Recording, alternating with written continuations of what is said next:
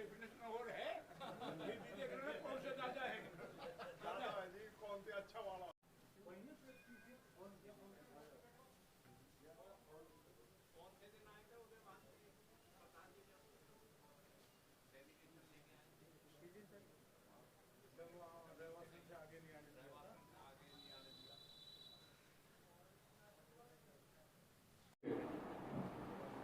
Deputy leader Chaudhary Aftab Ahmad जी,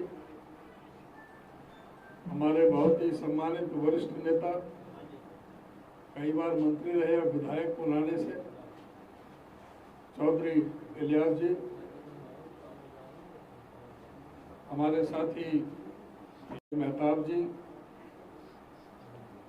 हमारे परवीन जो chairman block समिति, हमारे पीसीसी डेलीगेट साहब, पार्टी के मदन तंवर हमारे अन्य और मेरे सभी प्रेस के सभी सम्मानित हमारे विधायक चौधरी मामन खान, जिनको एक राजनीतिक षड्यंत्र के तहत भारतीय जनता पार्टी की सरकार ने झूठे मुकदमों में फंसाने का काम किया, उसके संदर्भ में अभी हम उनसे जेल में मिलने के लिए गए थे और सभी चर्चा की थी, केस के बारे में भी जाना था और जो पुलिस ने अब तक जो इन्वेस्टिगेशन की है उसमें भी कहीं उनका कहीं हाथ नहीं है। मुझे भी पता है, मैं आज भी मैंने उनसे पूछा था कि जिस दिन का ये मामला था 31 जुलाई का, उस दिन वो हुड्डा साहब के पास थे दिल्ली में, उनके पिताजी मैदानता में दाखिल थे, वहां पर वो गए हुए थे, वो तो यहाँ पर इस इलाके में जिले में ही नहीं थे नू में, लेकिन उसके बावजूद भी उनको एक चार झूठे मुकदमे उन पर लगाए गए। लेकिन हमें अपनी न्यायिक व्यवस्था पर पूरा भरोसा है कि हमें सबको उन्हें न्याय मिलेगा और क्योंकि उनका कहीं कोई दोष साबित नहीं होता है, जिस तरह से उन्होंने बात रखी थी, वो जो विधानसभा में जो बात कही गई थी मोनू मानेसर को लेकर के, उसी को लेकर के भारतीय जनता पार्टी उनसे बदला लेना चाहती थी और उनको इन मामलों में फंसाया गया। हमने पहले भी प्रयास किया था, कर्फ्यू लगा हुआ था, कई दिन परमिशन नहीं मिली, फिर हमने 8 तारीख को 8 अगस्त को हमारा डेलीगेशन यहाँ आ रहा था कि हम जाएं मौके पर, सारे बाजार में भी हम देखें, मंडी में भी जाएं और मंदिर पर भी जाएं, चाहे वो हिंदू हो चाहे मुसलमान हो, सब में कहाँ हम धरातल की जो जमीनी जो सच्चाई का पता लगाने के लिए हमारा डेलीगेशन आ रहा था, जिसमें मैं था, हमारे एमपी साहब दीपेंद्र हुड्डा थे, कैप्टन अजय यादव थे, हमारे भारत भूषण बत्रा एमएलए थे, जितेंद्र भारद्वाज जो हमारे वर्किंग प्रेसिडेंट है वो थे, 3 प्रेसिडेंट एमएलए थे, राव दान सिंह एमएलए महेंद्रगढ़ वो भी थे, कैप्टन अजय यादव थे ही। तो हम सभी लोग आ रहे थे, लेकिन रेवासन के पास जहाँ ये IMT है, जहाँ KMP ऊपर से जा रहा, वहाँ पर भारी पुलिस बल वहाँ पर तैनात था और उन्होंने पूरी तरह से रोक दिया कि आप को अलाउ नहीं किया जा सकता। अभी हम शांति व्यवस्था कायम कर रहे हैं, उसके बाद में देखेंगे, अभी हम नहीं जाने देंगे। हमारी बात हुई थी मैं डिप्टी कमिश्नर से भी, जो एडिशनल DGP जो लॉ एंड ऑर्डर ये ममता सिंह, उनसे भी बात हुई थी, लेकिन उन्होंने हमें यहाँ पर नहीं आने दिया जिससे कांग्रेस के डेलीगेशन को सच्चाई का पता लग सके। हमें वहीं से मजबूरी में वापस जाना पड़ा। लेकिन जो ये लड़ाई है, जो संघर्ष है, ये हम सबकी पूरी कांग्रेस पार्टी, हम सब ये चाहते हैं कि दूध का दूध पानी का पानी हो। हमने जो मांग रखी थी कांग्रेस पार्टी ने शुरू से ही कि हाई कोर्ट के सिटिंग जज की निगरानी में जुडिशरी इंक्वायरी होनी चाहिए, न्यायिक जांच होनी चाहिए कि जिससे दूध का दूध पानी का पानी हो सके और इस बात का पता लगे कि आखिर वो क्या षड्यंत्र था जिसके तहत ऐसे हालात पैदा किए गए। जब सीआईडी इंस्पेक्टर विश्वजीत सिंह उसने भी रिपोर्ट दी थी कि यहाँ पर मोनू मानेसर, बिट्टू बजरंगी के और कुछ मोहम्मद लड़कों के वीडियो वायरल हो रहे हैं, यहाँ पर कानून व्यवस्था बिगड़ सकती है, तो जो यात्रा आ रही है उसको पर्याप्त सुरक्षा व्यवस्था दी जाए। तो वो सुरक्षा व्यवस्था सरकार के द्वारा क्यों नहीं दी गई, प्रश्न यह उठता है। प्रश्न यह भी उठता है कि जब यहाँ के सांसद राव इंद्रजीत सिंह, जो हमारे इस प्रदेश के बड़े नेता हैं, जो केंद्र में राज्य मंत्री हैं, उन्होंने भी ये कहा कि इस यात्रा में बंदूक, लाठी, तलवार, डंडे लेकर आने का क्या औचित्य था। अगर ये आ रहे थे तो फिर पुलिस व्यवस्था क्यों नहीं की गई। अब ये पुलिस की जो पर्याप्त व्यवस्था करने का काम सरकार थी, ये सरकार की विफलता थी। और अफसोस इस बात का कि अनिल विज पहले दिन कहता है कि मोनू मानेसर का कोई दोष नहीं, अगले दिन कहता है कि हाँ 2 FIR उसके पास है, उससे अगले दिन कहता है कि मुझे तो पता ही 3:30 बजे चला, जबकि झगड़ा सुबह 10-11 बजे का था। और ये तो जो वो कह रहा है कि 3:30 बजे पता लगा, जबकि दोपहर का ही झगड़ा था, सबसे पहले वहां जानी चाहिए थी। अब सीआईडी महकमा मुख्यमंत्री के पास है, मुख्यमंत्री कहता है कि मैं सभी को सुरक्षा प्रदान नहीं कर सकता। जो एक सरकार का प्रथम दायित्व है कि भाई हरियाणा प्रदेश के प्रत्येक नागरिक की सुरक्षा का दायित्व है, वहाँ मुख्यमंत्री कहता है कि मैं ये दायित्व निभाने में असफल हूँ, मैं दायित्व नहीं निभा सकता, मैं प्रत्येक व्यक्ति को सुरक्षा नहीं दे सकता। तो मुख्यमंत्री क्यों कुर्सी पर बैठे हुए जब तुम इसके काबिल नहीं, जब तुम पर्याप्त सुरक्षा प्रदान नहीं कर सकते तो फिर क्यों बैठे हुए कुर्सी पर, क्यों चुप के बैठे हुए। तो इस तरह से इन लोगों ने सारी एक मजाक बनाने का ये काम किया और ऐसा लगता है कि ये सुनियोजित कोई साजिश थी। या मेवात में इस तरह का, जहां 75 साल से इतना प्रेम प्यार भाईचारा आपस में मजबूती से बना हुआ, कहीं भी कोई चाहे 84 कोस की परिक्रमा में जो मोहम्मदन गांव आते हों, चाहे यहाँ से भी जब ये कोई यात्रा निकालते रहे हैं, या यहाँ से भी कोई कांवड़ वाले जाते हैं, उनके लिए जगह जगह कैंप लगाते रहते हैं। कभी हिंदू मुसलमान का कभी विवाद नहीं हुआ, चाहे कहीं भी हिंदुस्तान में हो गया, लेकिन मेवात के अंदर नहीं हुआ। यहाँ मेवात में क्या ये साजिश थी कि राजस्थान का चुनाव और मध्य प्रदेश और छत्तीसगढ़ में चुनाव आ रहा है, यहाँ पर ऐसे हालात पैदा किए जाएँ कि जो पूरे देश में हिंदू और मुसलमान की जो इस तरह ऐसे पेश कर दिया जाए कि जिससे कि सारे देश में भी ये लगे यहाँ पर। तो ये एक लगता है कि इसके पीछे बहुत बड़ा हाथ था।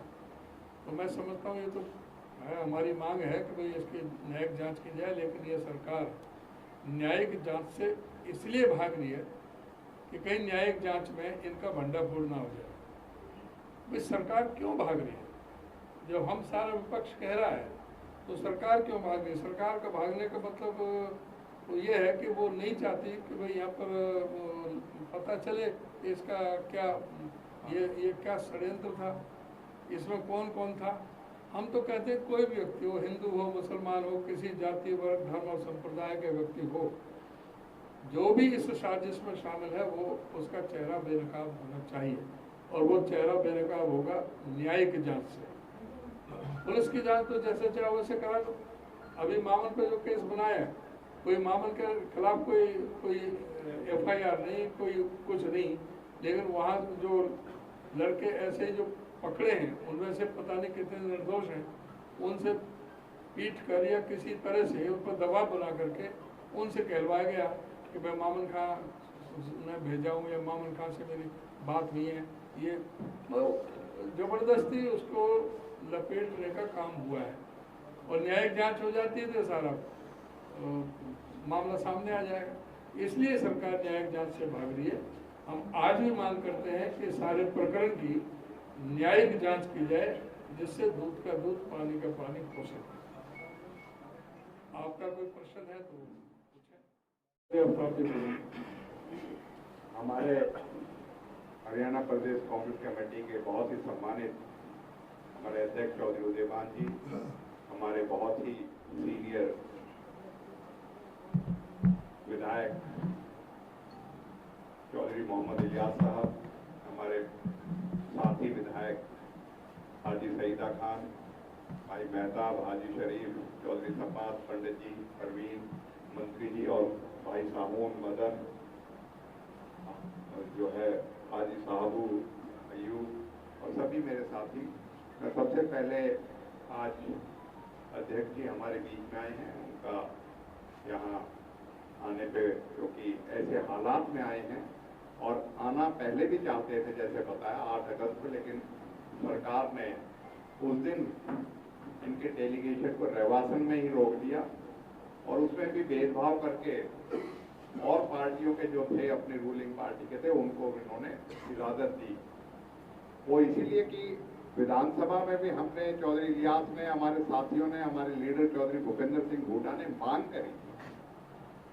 हमने काम रोको प्रस्ताव दिया था कि नूह हिंसा की जांच और पुलिस की विफलता के लिए विधानसभा में चर्चा की जाए, लेकिन ये सरकार जो है विधानसभा में इस मामले को अदालत में लंबित बनाने की वजह से, सब जुडिस बताने की वजह, सब जुडिस जो था वो डिमोलिशन थी, जो इन्होंने इलीगल कंस्ट्रक्शन, नाजायज मकानों के आड़ में जो है हजारों आशियाने जो है इस इलाके के, चाहे वो तावड़ू हो, नूहू हो, नगीना हो, पुनहाना हो, पिनंगवा हो, झिरका हो, अन्य गांव हो, उनमें जो है इन्होंने बिना नोटिस के कार्रवाई करी थी, बेवजह कार्रवाई करी थी, उनका कोई कसूर नहीं था। वो मामला जो था अदालत में था, इसमें कोई नहीं था। विधानसभा में तो ये चर्चा करते नहीं और विधानसभा से बाहर ही आके गृह मंत्री और मुख्यमंत्री जो है बयान देते हैं। हमारी तो शुरू से ये मांग हमेशा रही, आज भी कांग्रेस पार्टी की तरफ से हमारे नेतृत्व ने आपके सामने फिर से दोहराया कि ये एक विफलता सरकार की है और सरकार अपनी विफलता के लिए खुद जांच करे, ऐसा कभी हो नहीं सकता। इसलिए आज भी पार्टी का जो मांग है कि सिटिंग हाईकोर्ट के जज से इस पूरे प्रकरण और इस प्रकरण में जब से हालात बने, 10 दिन पहले से हालात बने और सरकार क्यों सोती रही, क्यों कार्रवाई नहीं करी और क्या कार्रवाई उसके बाद करी गई और किस तरीके से कार्रवाई करी गई। और मैं आज आपके बीच में ये प्रधान जी आज आए हैं, हमारे विधायक जी को तो इन्होंने लपेटा ही है। उसके अलावा मैं समझता हूं कि 75% जो आज इन मामलों में जो लोग बंदी बना रखे हैं, उनका इस हिंसा से कोई लेना देना नहीं है। पुलिस ने कोई जांच किए बने निर्दोष लोगों को, एक एक गांव से, यहाँ मुरादाबाद का सरपंच है, 19 आदमी 1 तारीख की सुबह 4 बजे बिना कोई जांच करे उनको मुरादाबाद गांव से लेके यहाँ आ गए थे। मेवली गांव में, खेड़ा गांव में, अन्य गांव में जो है इसी तरह की कार्रवाई करके, जो ट्रक ड्राइवर थे, आज एक हाईकोर्ट में उसकी जो है घरवाली ने तो हाईकोर्ट में पिटीशन भी लगाई, अपने तथ्य भी दिए। तो इन्होंने तो बिना कोई कार्रवाई करे जो है निर्दोष लोगों को करा है।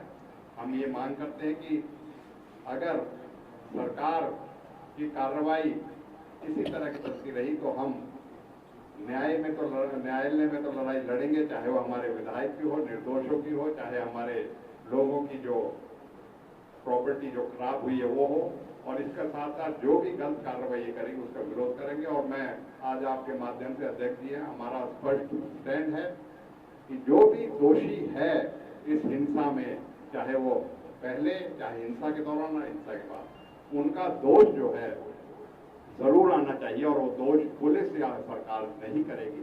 क्योंकि जब इन्होंने एक हमारे सम्मानित विधायक के खिलाफ ही जब इस तरह की प्रकरण कर, तो आप समझ सकते हो अपनी बातों को छुपाने के लिए नहीं करेगी। हम आज भी ये दोहराते हैं और ये इसके साथ साथ ये भी कहेंगे कि जो इस हिंसा के दौरान आगजनी हुई, सरकार 2 महीने तक अभी तक किसी को भी कोई मुआवजा नहीं दे पाई, जबकि हम पहले दिन से कह रहे हैं लोगों की दुकान, लोगों के मकान, लोगों की गाड़ियां, लोगों के जो नुकसान हुआ, यहाँ तो जान और माल का, जो जान का भी नुकसान हुआ उसमें भी दुबात कर रही है। होमगार्ड के जो हमारे 2 जवान थे, उनको भी कोई मुआवजा दिया नहीं गया। उनके परिवार के लोग भी इस तरह की बात जो है हमारे पास आई है कि वो उनका दिया। तो ये सरकार जो है पूरी तरीके से अपनी उसमें विफलता हुई और विफलता के बाद कानून व्यवस्था में इनकी एक बहुत बड़ी इस बात के, क्योंकि हरियाणा में इस तरीके के प्रकरण जो है 2014 से ही क्यों शुरू हुए, इस बात पे सवाल उठाता है कि कानून व्यवस्था हरियाणा में चौपट हो चुकी है। मैं आपके माध्यम से और फिर से आज हमारी इलाके में आज आए अध्यक्ष जी का कांग्रेस पार्टी की तरफ से, अपने इलाके की तरफ से उनका स्वागत करता हूं। और आप सबसे यही है कि जो भी सवाल हुए वो हमारे अध्यक्ष जी से आप पूछ सकते हैं। और उन्हीं के बगल में बैठे हुए आपके सुख दुख के साथी आदरणीय चौधरी आफ्ताब जी, जो हमारे उपनेता भी हैं, और मेरे दाएं तरफ बैठे हुए आपके सुख दुख के पुराने साथी जो है, एक से मेरे चौधरी शहीदा खां जी, चौधरी मेहताब खां जी, और मेरे सामने बैठे हुए हमारे लोगों के कांग्रेस पार्टी के सभी रीढ़ की हड्डी के समान जो है कार्यकर्ता साथियों, और खास तौर से हमारे सभी यहाँ जो मौजूदा पत्रकार साथियों, जहाँ मैं अपनी तरफ से स्वागत करता हूँ, आप सबकी तरफ से भी अध्यक्ष मोदी का स्वागत करता हूँ। साथियों, वैसे तो बात तो कुछ रही नहीं कहने के लिए, मैं तो टटोल रहा हूँ, अभी निकालूंगा मैं क्या कहूँ, क्योंकि अध्यक्ष महोदय ने बड़ी तफसील तौर पर बता दिया, फिर हमारे उपनेता जी ने भी जो कहना था वो कह दिया। बहरहाल इनमें से निकाल के 2 लफ्ज में भी कह सकता हूँ, क्योंकि समय की पाबंदी भी, अध्यक्ष मोदी जाएंगे भी। देखिए, सही बात ये है, ये सरकार उस दिन विफल हो गई थी, उस दिन इसकी साजिश का पता लग गया था जिस दिन वो लोग पाली से चले थे और बाकायदा वो हथियारों को लहराते हुए, और उन्होंने वीडियो जो वाइट जो दी थी उस पर जो अपशब्द उन्होंने कहे थे, उसी दिन ये पता लग गया था कि जरूर कुछ न कुछ हमारे इलाके में कुछ अंदेशा झगड़े की संभावना बन गई थी। हम तीनों विधायक बराबर एसपी साहब से और डीसी साहब से बराबर मिलते रहे, तीनों विधायक। हम बार बार सचेत करते रहे कि साहब ऐसा है, ऐसा अंदेशा होने जा रहा है, और खास तौर से अंदेशा भी इसलिए था कि जो लोग जिन्होंने हमारे चंद लोगों को जो है मौत के घाट उतार दिया था, चाहे वो राशिद जुनैद की बात थी और चाहे वो पहलों की बात थी, चाहे वो वारिस की बात थी, ये लोग पहले इस तरह की घटना कर चुके थे। खैर वो सचेत नहीं हुए, उन्होंने क्या उनके पास दबाव था सरकार का, ये तो वो जानते हैं। आप बड़ी ताज्जुब की बात करोगे, एसपी डीसी जो है वो जिले का जो है वो सम्मानित पोस्ट तो है ही है, सबसे नंबर 1 नंबर 2 के जो है जिम्मेदार अधिकारी होते हैं। उस दिन जिस दिन ये हादसा होने जा रहा था, हुआ था, उनको ही छुट्टी पे सरकार ने भेज दिया। तो इससे क्या अंदाजा लगता है फिर सरकार कहाँ मतलब है वो सचेत रही? इसका मतलब इस सारे बातों से साबित हो सरकार ऐसा कराना चाहती थी, तो सरकार तो उस दिन विफल हो गई थी। जैसा आप तो आफ्ताब जी ने कहा, आदरणीय उदयवान जी ने कहा कि भाई हमको इसको अपोजिशन के नाते हमारे आदरणीय पूर्व मुख्यमंत्री, आने वाले मुख्यमंत्री चौधरी भूपेंद्र सिंह हुड्डा जी ने अपोजिशन के लीडर के नाते भी हाउस में बात रखी थी कि इसकी न्यायिक जांच कराई जाए, ताकि अपना पता लग जाए कि कांग्रेस ने कराई है, हमारे ऊपर ठीकरा फोड़ते कांग्रेस के ऊपर, तीनों विधायकों के ऊपर। अगर इस बात को उस चीज को अगर ये चल लेके चलते विधायक जी को, तो स्पीकर का अधिकार था हाउस में, उसी दिन एक्शन होना चाहिए था। उसमें भी कोई तथ्य नहीं है, मैं ये मान के चलता हूँ। बहरहाल न्यायिक हिरासत से बचने का मतलब ये इनकी बाकायदा सोची समझी स्कीम थी और ये इसको गुजरात का कांड बनाना चाहते थे। जैसा कि हमारे पड़ोसी प्रदेशों में इलेक्शन होने जा रहे, चाहे वो राजस्थान है, चाहे वो मध्य प्रदेश है, जो भी है, ये उनमें उनकी बजाय ये पूरा देश में ये मैसेज देना चाहते थे जैसा कि इन्होंने गुजरात में कांड किया था। तो सच्ची बात तो ये है, मैं तो चौधरी मामन सिंह को भी और खुद भी उसमें शामिल हूँ। इनका बल्ला जो फोड़ किया है, सारे कांग्रेस के नेता को, अध्यक्ष मोदी का भी शुक्रिया अदा करता हूँ, आदरणीय हुड्डा साहब का भी, समय समय पर इनको चेताया, लेकिन ये नहीं चेत पाए। आज भी ये नहीं उस बात से बाज नहीं आ रहे हैं। लिहाजा मैं अध्यक्ष मोदी का आज आने पर दोबारा पुनः अपनी तरफ से इस्तकबाल करता हूँ, स्वागत करता हूँ। एक लास्ट में एक बात और कहता हूँ, इसमें जीत आज भी हमारी हुई है। जो लोग देश के प्रति अपनी जज्बात रखते हैं, वतन परखते हैं, चाहे वो किसी भी जाति से संबंध रखता हो, चाहे वो जाट हो, चाहे गुजर हो, चाहे दलित हो, चाहे अहीर हो, कोई भी हो, जो भी सेकुलर आदमी इस देश का है, और वो मेवात में बसने वाली सारी मेवाती जातियाँ जो है, सबने इसमें जो आग लगी थी 31 को, उसमें पानी डालने का काम किया। मैं उनका भी शुक्रिया अदा करना चाहता हूँ इस मौके पर। और जो इस मंसूबे को, जो बीजेपी के मंसूबे को सबने मिलकर जो फेल किया है, उसके लिए वो बधाई के पात्र भी है, हम उनका शुक्रिया अदा करते हैं। अध्यक्ष मैं जी, हाथी के पाँव में सबको पाऊँ। अब आपने जो कुछ कह दिया तो इजाजत चाहता हूँ, धन्यवाद। मैं अपनी वाणी को विराम देता हूँ। इसमें जीत आखिर में आप लोग की अब तक हुई है, और चौधरी मम्मन जी बहुत जल्दी वो आप लोग के बीच में आएंगे, बहुत जल्दी उनकी जमानत होने वाली है। आगे भी ज़्यादा से ज़्यादा हफ्ता 10 दिन, अगर दो अभी 1-2 केसेस में लगा रहे हैं, तो बहुत जल्दी आपके बीच में आएंगे इंशाअल्लाह। घबराने की बात नहीं है। इनके जो मनसूबे है उनको कामयाब नहीं होने देंगे। ठीक है, जय हिंद। खान से मुलाकात हुई, क्या बात हुई? दूसरी तरफ जमानत की चर्चाएं आई। आपके पास एक लीगल टीम है, कांग्रेस के पास बड़ी अनुभवी है। क्या मामन खान को जमानत देने के लिए ऐसे किसी सीनियर अधिवक्ता से भी बातचीत हुई? सारी चीज़ चल रही है, वो मीडिया की बात नहीं है। अच्छे हमारे जो सीनियर जो अधिवक्ता हैं वो होंगे, सारी कार्रवाई करेंगे, क्योंकि सारे मामले झूठे हैं। तो उसमें हमें उम्मीद है कि बहुत जल्दी न्याय मिलेगा और मामन खान बिल्कुल जो उन पर बगैर किसी इल्ज़ाम के वो जो सीधे वो आएंगे। और ये तो पॉलिटिकल गिरफ्तारी है, इससे तो जो आएंगे तो आप देखना किस तरह का लोगों के अंदर कितना जोश पैदा होगा। तकरीबन आधे घंटे की मुलाकात आपकी हुई है, कुशलक्षेम आपने जाना होगा, कोई भावुक पल उस समय? नहीं, ऐसा कुछ नहीं है। वो बिल्कुल अपना मस्त है, उसे कोई वो नहीं है, क्योंकि आदमी निडर है, निर्दोष है, तो उसे किस तरह का कोई भावुकता का कोई मतलब नहीं है। हाँ ठीक है, आए मिले तो स्वाभाविक तौर से थोड़ा सा कि जब कोई भी साथी आता है, कोई सीनियर आदमी आता है, तो एकदम खुशी में होता है। बहुत ठीक है इस तरह। उदयभान जी आजकल बड़े चर्चाओं में हैं, एक बयान है जिसको लेकर के भाजपाई तिलमिलाए हुए हैं, पुतले जलाए जा रहे हैं। क्या आज भी आप बयान पर कायम हैं? क्या कहें? वो बयान तो पुराना हो गया, बयान पर मैं पूरी तरह से कायम हूँ। जो बयान है, अब हमारा इलाका एक ही आपका इलाका नहीं, ये तो एक आम बात है जो चीज़ होती है। मैंने ना किसी प्रधानमंत्री का नाम लिया, ना किसी मुख्यमंत्री का। मैं तो बस ये कहा कि वे रंडुआ पंडुआ राज कर रहे हैं। वो जो है ना महिला आरक्षण का जो मामला चल रहा था, और उससे संबंधित हमारे एक पानीपत में 3 महिलाओं के साथ जो बलात्कार हुआ, जो सामूहिक बलात्कार गैंग रेप, पलवल में एक डेथ भी हो गई। 1350 लड़कियां 18 से 27 साल की उम्र की मार्च 2020 से अब तक 3 साल में, मतलब लगा लो 3.5 साल लगा लो, गायब हुई हैं। 561 लड़कियां जो बरामद हुई हैं। अभी तक लगभग 800 लड़कियों का अता पता नहीं है कि कहाँ है कहाँ नहीं। तो मैं तो वो कहा था कि भाई जो ना इस तरह से जो बेटी बचाओ बेटी पढ़ाओ की बात कर रहे हैं, आज क्या स्थिति है।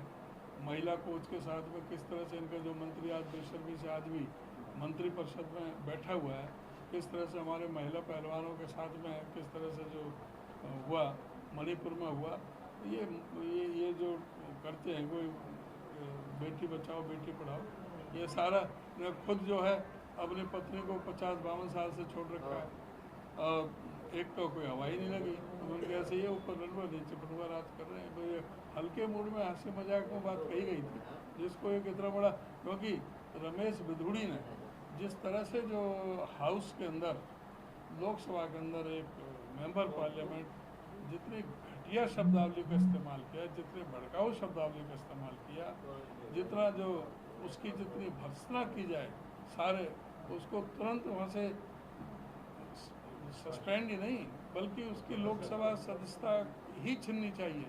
ऐसे लोगों जो कहता है एक माननीय सांसद को, चुने हुए सांसद को आतंकवादी, उग्रवादी, वो भड़ुआ, कटुआ, मुल्ला, ऐसे शब्द जो इस्तेमाल हुए उसका जो ट्रोल हो रहा था सारे देश में, उसको काउंटर करने के लिए मेरा बयान चला दिया कि भाई इससे कुछ उन्हें राहत मिल जाए। अरे मैंने सच्चाई जो थी वो थी, और वो हमारे को आम बोला जाता, मैं उसमें कोई मैंने गलत बात नहीं की। इसमें आज का इन लोगों की रैली हुई, कांग्रेस को भी न्योता मिला, आपके कुछ सहयोगी भी उसमें शामिल हुए, उसको आप कैसे देखते हैं? कांग्रेस के नेताओं ने किस लिए शिरकत की? देखो, इनेलो की रैली हर 25 सितंबर को होती है और हर बार वो बड़े नेताओं को आमंत्रित करते रहे हैं। इससे पहले भी काफ़ी बड़े नेता आए हैं। फारूक अब्दुल्ला जी, प्रकाश सिंह बादल पहले आते रहे, उनकी डेथ के बाद में सुखबीर सिंह बादल जो उनके बेटे हैं वो आते रहे, केसी त्यागी भी पहले से ही आते रहे, चौधरी बरिंदर सिंह भी पहले आए हुए हैं इनके, वो भी अब दूसरी तीसरी बार है। एक चंद्रशेखर रावण है, वो भी अभी इंडिया का हिस्सा नहीं है। इंडिया के जो थे शीर्ष जो नेता थे उनमें से कोई नहीं था, ना नीतीश कुमार थे, ना अखिलेश यादव थे, ना तेजस्वी यादव थे, ना ममता बनर्जी थी, ना शरद पवार जी थे जिनका ये नाम ले रहे थे। और कांग्रेस की तरफ से तो कोई आई नहीं कि ये ठीक है इनवाइट करके आए थे, लेकिन ये प्रयास कर रहे हैं इंडिया गठबंधन में आने का। लेकिन इनका अतीत ऐसा है, हमें अपने नेतृत्व को हकीकत बतानी है, जो ज़मीनी सच्चाई है वो बतानी है। इनेलो का प्रदेश के अंदर कोई जनाधार नहीं बचा है और अब वो सहारा लेते फिर रहे हैं। इनका जो अतीत है वो हमेशा बीजेपी के ये साथी के बी टीम के रूप में काम करते रहे हैं, हमेशा बीजेपी के साथ रहे हैं। अभी भी इस टेन्योर में भी राष्ट्रपति के चुनाव में इन्होंने बीजेपी को वोट दिया, उपराष्ट्रपति के चुनाव में भी बीजेपी को वोट दिया, और राज्यसभा के चुनाव में तो चाचा भतीजे भी जा करके पहुँच करके राज्यसभा चुनाव में भी इनको वोट देकर आए बीजेपी के कैंडिडेट को। तो ये कभी हो नहीं सकते इंडिया गठबंधन का। फिर भी हमारा अगर नेतृत्व सोचता है और इंडिया गठबंधन में कहीं इनको स्थान मिलता है तो ये उनका हुक्म होगा तो सबको सिर माथे होगा। प्रदेश कांग्रेस की कमान आपके हाथों में है, उसी समय से लगातार संगठन के विस्तार की चर्चाएं चल रही हैं, लेकिन लगातार देरी पर देरी होती जा रही है, क्या कहेंगे? देखिए, देरी तो मेरे से पहले से बहुत होगी, 9.5 साल हो गए। मैं जब से अध्यक्ष बना हूँ 3 हमारे प्रभारी बदल गए। जब संगठन बनने का समय आता है प्रभारी चले गए। शक्ति सिंह गोयल थे, वो लिस्ट आउट ही होने वाली थी 1-2 दिन में, वो बदल गए। अब जो मौजूदा जो प्रभारी हैं उन्हें काफ़ी गंभीरता दिखाई है। उन्होंने हर लोकसभा क्षेत्र के लोगों से व्यक्तिगत तौर से, सभी सीनियर साथियों से, सभी कार्यकर्ताओं से उन्होंने बातचीत की। उसके बाद उन्होंने 11 टीम बनाई हैं जो AICC के, जो हरियाणा प्रदेश से बाहर के प्रदेश के जो लोग थे, वो 11 जो AICC के जो कोऑर्डिनेटर वो लगाए गए थे, उसमें 2-2 हमने PCC की तरफ से प्रभारी लगाए थे, वो ऑब्जर्वर लगाए थे हमने। तो वो वहाँ पर गए, सभी जिलों में गए, सभी जिलों में उन्होंने बात की। अब सारा जो रिपोर्ट वो प्रभारी जी को पहुँच चुके। अभी हमारा हैदराबाद अधिवेशन आ गया था, इधर को ये सेशन, स्पेशल सेशन आ गया, कोई समय नहीं मिल पाया अभी उसके बारे में डिस्कस करने का। तो अभी प्रभारी जी गुजरात में हैं, आएंगे तो उसके बाद में हम चर्चा करेंगे। मैं उम्मीद है हफ्ता 10 दिन में ये संगठन, ये हम उम्मीद करते हैं कि शायद हो जाए। कई राज्यों में जल्दी ही चुनाव है, जो परेशानी कांग्रेस के लिए खड़ी हुई थी पीछे, नेता लगातार भाग रहे थे, वही परेशानियां भाजपा को फेस करनी पड़ रही है। कैसे इन चुनावों को देखते हैं, क्या कहें? भाजपा में भगदड़ मची हुई है, कांग्रेस का ग्राफ बहुत ज़्यादा बढ़ रहा है। अब हमारे हरियाणा में लोग 90 का हाउस है हरियाणा में, 32 एक्स एमएलए और एक्स मिनिस्टर हमारी पार्टी में शामिल हुए हैं। बीजेपी को, जेजेपी को, आम आदमी पार्टी को छोड़ करके हमारी पार्टी में सम्मिलित हुए हैं। तो ये इस बात का स्पष्ट संकेत है कि पूरा हरियाणा में कांग्रेस की ज़बरदस्त हवा चल रही है। कितने senior leaders, vice president, general secretary, जिला अध्यक्ष हमारी पार्टी में शामिल हुए हैं। अच्छा, यही ऐसा ही सारे जो इलेक्शन गोइंग जो राज्य हैं, राजस्थान हो, मध्य प्रदेश हो, छत्तीसगढ़ हो और तेलंगाना हो, सभी में विपक्ष के अंदर भगदड़ मची हुई है। सब कांग्रेस की तरफ आ रहे हैं, कांग्रेस का जनाधार बढ़ रहा है। मिजोरम तक 5 राज्यों में आने वाले समय में कांग्रेस सरकार बनाने जा रही है।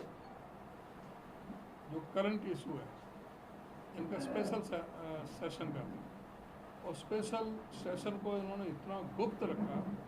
हमेशा कोई भी स्पेशल सेशन जब आता है तो उसका एजेंडा पहले से ही है कि क्या इशू पर डिस्कस होना है। लेकिन इन्होंने लास्ट तक, हमारा जब इंडिया गठबंधन का बम्बई में जब मीटिंग चल रही थी, उसको ये मेन स्ट्रीम की डिस्कशन से हटाने के लिए कि भाई फोकस उधर ना जाए, इन्होंने शगुफा छोड़ दिया कि 1 नेशन 1 इलेक्शन।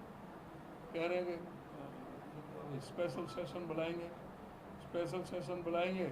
इंडिया और भारत को भी आपस में लड़ा दिया इन लोगों ने, और उसके लिए ये उम्मीद कर रहे थे कि सेशन में पता नहीं क्या होगा। और सेशन शुरू होने से एक दिन पहले जब कैबिनेट की मीटिंग बुलाई, उसको भी इतना गुप्त रखा कि शाम को मीटिंग बुलाई कि किसी पत्रकार को पता ना लगे इसमें क्या है। और एंड टाइम पर ऐसा रखा वो आरक्षण में खोदा पहाड़ तो निकली चुहिया। ये जो आरक्षण बिल था, ये तो 1989 में राजीव गांधी जब प्रधानमंत्री थे तब ये पेश कर दिया गया था। उस समय लोकसभा से उन्होंने पास करा लिया, राज्यसभा में पास नहीं हो पाया था, 7 वोट से ये रह गया था। उसके बाद दोबारा डॉक्टर मनमोहन सिंह की सरकार में इसको पास करने का प्रयास किया। राज्यसभा से पास हो गया 2010 में, लेकिन लोकसभा में अटक गया। अब ये इनको उसी को लाना था, तो उसमें नयापन क्या था? नाम बोल दिया महिला वंदन, नाम बदल दिया। अरे भाई, जब आप महिलाओं को आरक्षण 33% का देना चाह रहे हो तो आज से दो। हमारे नेता राहुल गांधी जी ने, मल्लिकार्जुन खड़गे जी ने, सोनिया जी ने जो बार बार मांग की थी, उन्होंने अभी भी ये कहा कि भाई अब क्या दिक्कत है तुम्हें? 2011 की जनगणना, जातिगत जनगणना आपके पास है जो हमने कराई थी, जो 2016 में आपको रिपोर्ट सबमिट हुई थी। 2016 में सबमिट हुई सारी रिपोर्ट इस सरकार के, मौजूदा सरकार के पास है।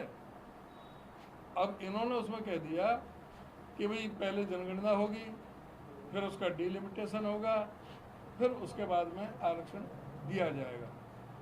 लड्डू दिखा रहे हैं महिलाओं को, कह रहे हैं कि ये लड्डू तुम्हें देंगे हम खाने को, और ये अभी दिखा ही रहे हैं। खाना तुम 10 साल बाद, 10 साल बाद खाना है तुम्हें। ये इनका चेहरा ये बताता है कि ये इनकी नीयत ही नहीं थी इस महिला आरक्षण के लिए। हमारे नेता ने कहा अभी से शुरू करो, आपके पास में सारे आंकड़े हैं।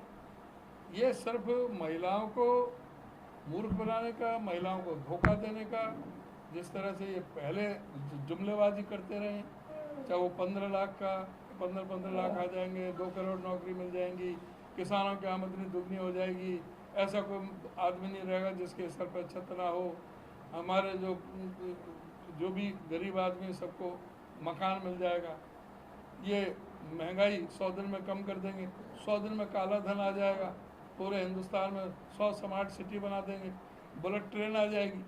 ये जिस तरह के ये जुमले थे, उसी तरह का ये जुमला है इनका कि महिला आरक्षण देने की इनका कोई नियत नहीं है, ना कोई इनकी नीति में है, और ये महिला आरक्षण के खिलाफ है। खुद इन्होंने सभी हमेशा इन्होंने इसकी मुखालफत की है। तो इनके जो है ना, हम नहीं मानते कि इसको महिला आरक्षण देना चाहते।